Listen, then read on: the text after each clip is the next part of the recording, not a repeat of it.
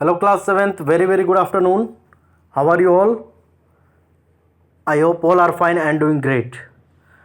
Today in this class we are going to study about the respiration, okay? That is cellular respiration, okay? Difference between breathing and cellular respiration. ठीक है, parameter की अगर हम बात करते हैं we will discuss it in the 3 column. That is first parameter, second breathing, third cellular respiration.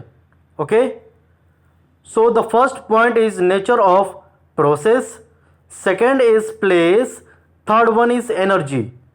तो देखेंगे ये पैरामीटर के तौर पे ब्रीदिंग और सेलुलर रेस्पिरेशन में क्या डिफरेंस है. तो पहला जो है नेचर ऑफ प्रोसेस हम देखते हैं. So first is it is a physical process of exchange of gases. No chemical reaction takes place. है ना, क्या होता है इसमें कि ये पूरी तरीके से ये फिजिकल प्रोसेस है एक्सचेंज का, गैसेस के एक्सचेंज का, जिसमें कोई भी केमिकल रिएक्शन नहीं होता. If you talk about cellular respiration, chemical reaction of oxidation of food takes place. है ना, जो केमिकल रिएक्शन होता है ऑक्सीडेशन का, और उसमें क्या करता है, फूड टेक्स प्लेस होता है. If you talk about the parameter of place, that is point 2, it takes place outside the cell. है ना, ये जो कोशिकाएं होती हैं उनसे बाहरी इसका स्थान होता है. क्लियर है. And if you talk about the cellular respiration, it takes place within the cells. है ना, ये सेल्स में ही ये क्या करते हैं, इनका स्थान निहित होता है. क्लियर है बच्चों. If you talk about the parameter of energy, that is point 3, there is no release of energy.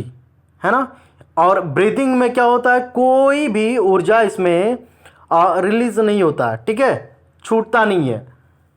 But if you talk about the cellular respiration, there is release of energy. इसमें क्या होता है, आपका ऊर्जा का संचार होता है. ठीक है बच्चों. चलिए एक्टिविटी 4 हम देखेंगे, जो कि बेहद इंपॉर्टेंट है, बहुत ज़्यादा आवश्यक है. ठीक है, और ये बहुत ही ज़्यादा महत्वपूर्ण है.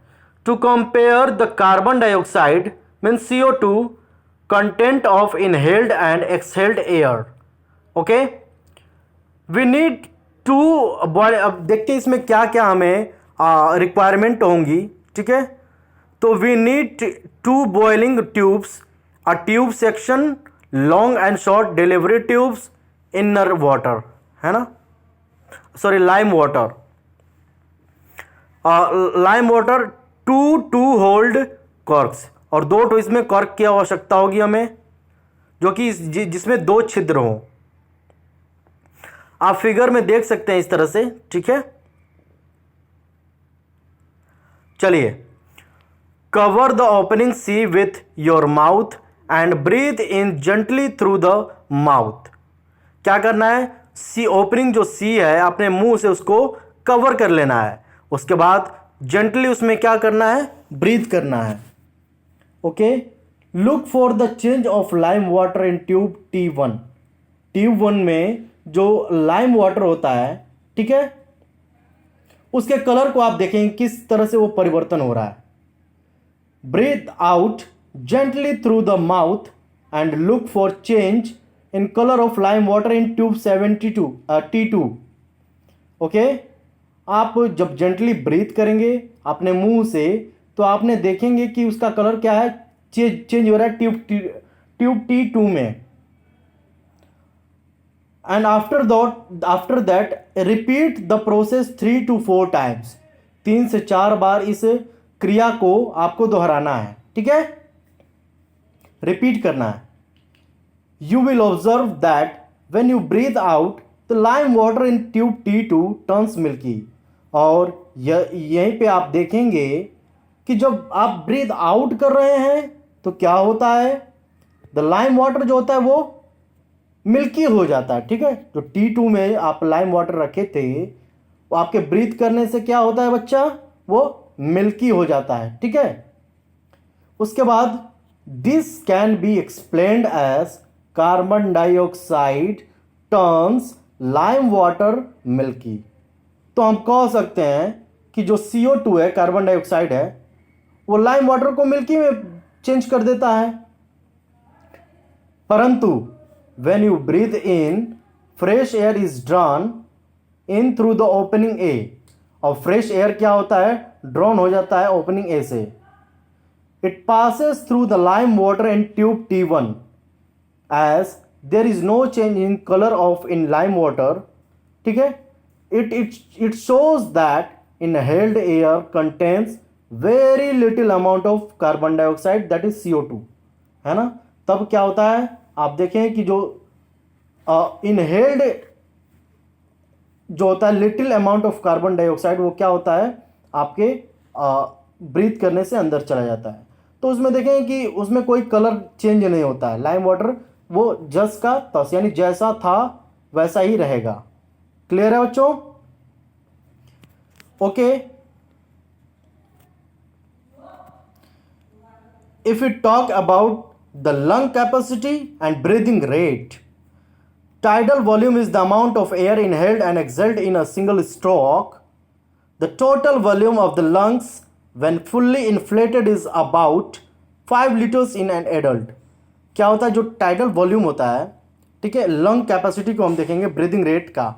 ठीक है, तो जो वॉल्यूम होता है टाइडल वॉल्यूम, ठीक है, जो हवा में उसकी जो मात्रा होती है और सिंगल स्ट्रोक में इनहेल्ड और एक्सहेल्ड करने के बाद, the total volume of the lungs when fully inflated is about 5 litres in an adult.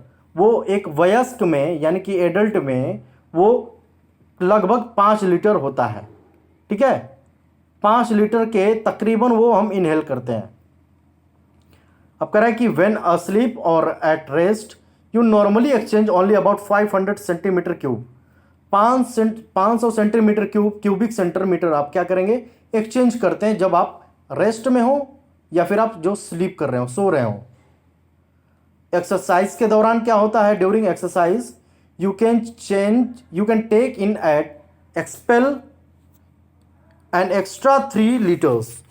Okay, there is a residual volume of 1.5 liters which cannot be explained no matter how hard.